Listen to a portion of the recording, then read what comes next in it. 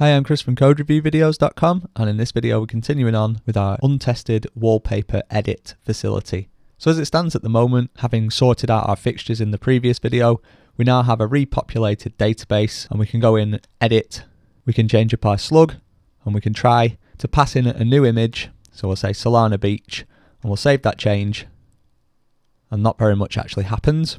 But if we go back into edit and we change the slug, then this will be saved.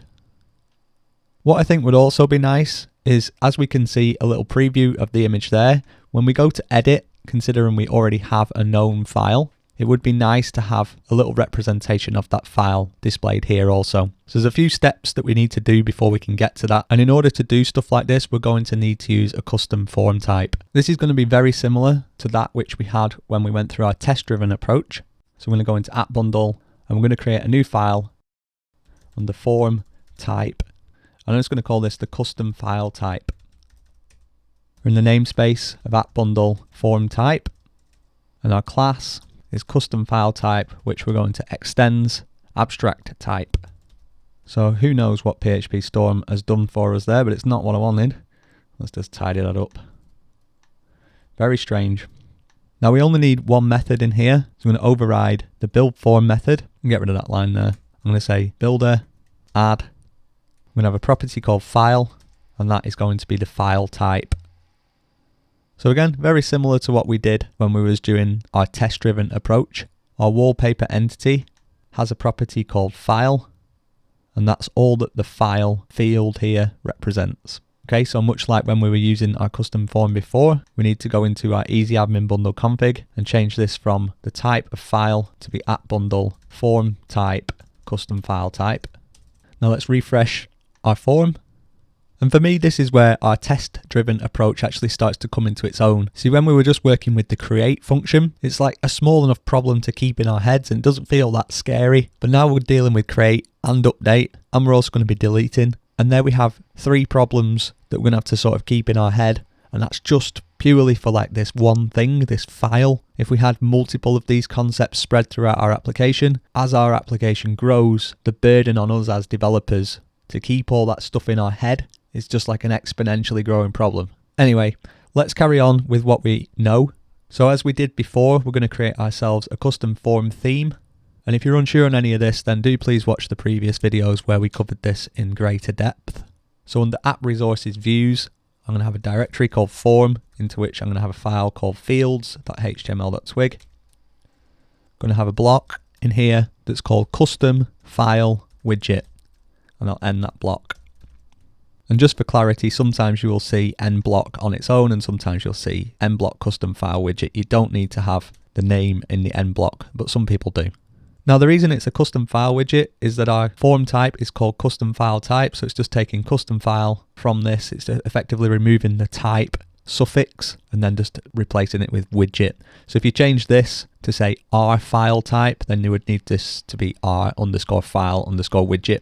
And you can change that in here by implementing the getBlock prefix method. So if we had a public function called getBlock prefix, and then in here you can return literally anything, so say wuggles, then you would in here have the wuggles widget. Hopefully that makes sense. I'm going to get rid of that because I don't really want the wuggles widget, because it'll only make sense in this video, and then for the future when people refer back to the code they would probably think I'd lost the plot. Anyway, we'll go back into our fields, and under this block we'll have a div which has the class of custom file. You can give that literally anything you like. And then this will simply be a form widget which outputs our form file field. Now as we know, none of this will work unless we actually go into our config. Under the twig configuration, we add in a form underscore themes key, and our only form theme lives under form fields HTML twig. Okay, so let's take a look at our form, give it a refresh. And things actually look quite nice at this point. So if we choose a new file, so that's Solana Beach one, and change slug, save it, you can see we're getting the similar sort of problem that we were seeing when we were doing our test-driven approach. So the issue is that our wallpaper expects to be given a single instance of uploaded file. So if we look at the set file, we're expecting to get given one file, whereas here we're getting given an array. Now you may be tempted to look at our wallpaper entity and change this up to accept an array, But then that sort of becomes a little bit confusing, because why would we be setting file singular but accepting multiple? So for me, this isn't a problem with our model as such. It's not a problem with our entity. It's a problem with the way that EasyAdminBundle is representing the form. So let's try and push this problem backwards more towards them, rather than it being something that we need to deal with. Because if you think about it from a different perspective, this is a form.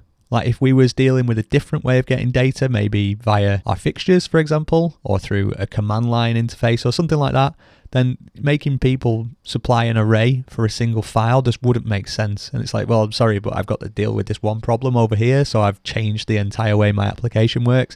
Like, no, don't do that. But that said, there's probably like loads of solutions to this problem. So I'm going to show you a different solution, which is to use a data transformer. So we'll start off by creating ourselves a new file. This file is going to live in the data transformer directory. In fact, it needs to live, well, it doesn't need to live, but it would be better to live under form data transformer. And then our file is going to be called our file transformer. Just for the moment, we may come and rename this. Hopefully PHP Storm behaves this time and doesn't sort of give me some craziness going on. So we'll start off with our namespace of @bundle form data transformer. It looks like it's already messed up there. So one thing that I do when it messes up like this is just put a leading slash in there, get rid of that, come back, put that in, and then take out that slash, and then it fixes it. So yeah, I have no idea why it does that, honestly, but it does it a lot to me. Okay, so our file transformer needs to implement the data transformer interface. Again, make sure you've got the use statement if you're not using PHP Storm, and then it's coming underlined in red because we need to have certain methods to make sure that we've implemented this interface properly. So I'm just going to pop those two in, get rid of these bits and pieces. So data transformer is literally about transforming some data from one format to another format. Now, when it comes to the form, we've really got three types of data. We've got what's called the model data, the norm data or the normalized data, and then the view data. So we've got the model data, which is the data that's sort of in our code, our wallpaper entity and such, that's our model. We've got the normalized data, which is a way of taking the data from our model and then making it into like a standardized representation. And then we've got some view data, which in this case is this weird array concept. So we need to get away from this array concept and transform it into just a single instance. Now the code to do this is actually deceptively simple. There's a lot going on and it can be a little bit tricky to see all the stuff that's actually happening here, including when transform and reverse transform are actually called. So before we go any further, what I'm going to do, I'm just going to add in a little description as to what's actually happening at each stage. So we've actually got this fairly simple. If we think about this, converts the data used in our code to a format that can be rendered in the form. We are never ever going to be passing back the file to the form. So in this case, we can almost just deal with a null.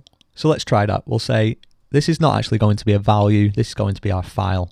And again, we'll add some logging in here to make it a little bit more obvious as we go through. We'll say file is either going to be whatever's passed in or null. And then we're going to return, because it expects an array containing a key called file, which has whatever's in file on it. So we'll get rid of this. And we'll say it's either mixed or null. And our value is actually a variable called file. And we'll change that to be var. And again, we'll change that one to be var. It should get rid of this horrible underlining. And then down here, we'll say this is going to be an array, because we know when the form submits back, we're getting an array. We won't bother with calling it value, we'll call it data. And again, data.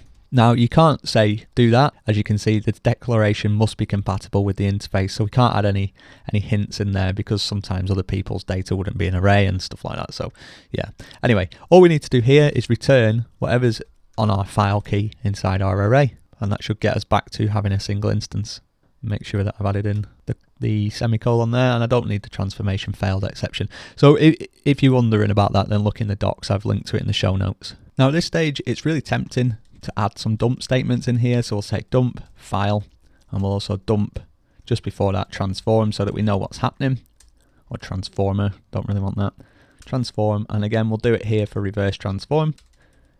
And actually none of this will work until we go into our custom file type and we add this transformer. In fact, we'll close that one off and just do it under here. So the way that I prefer to do it, just keep your form creation and then transformation slightly separately. So you can see we've got a couple of different methods. We can either add a model transformer or a view transformer. So when to use these is slightly dependent on your circumstances.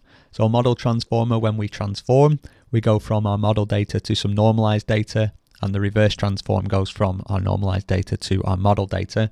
Whereas in The view transformer case, we go from normalized data to view data. And when we reverse transform, we go from view data to normalized data. So if you think about it, even though I just went quite quick on that, we're actually dealing with a view transformer, in my opinion, because we're concerned with how it's coming in from the form rather than it being an issue with our model. Again, feel free to disagree with me on that. So we can add in a new view transformer, and our transformer is just called the file transformer. And it's as simple as that to add that on. And so if we refresh our form now, in fact, best go back, give that a refresh. You can see no file chosen. So we'll say Solana Beach, save that off. We didn't get a crash, so that's quite good, but we also didn't get our dump statements. So let's just go into our profiler, look at the last 10. You can see this was most likely the one where we tried to post in our data. So we'll take a look at the token there. And again, we can see a bit of output. It's not the nicest, but it is telling us some interesting things.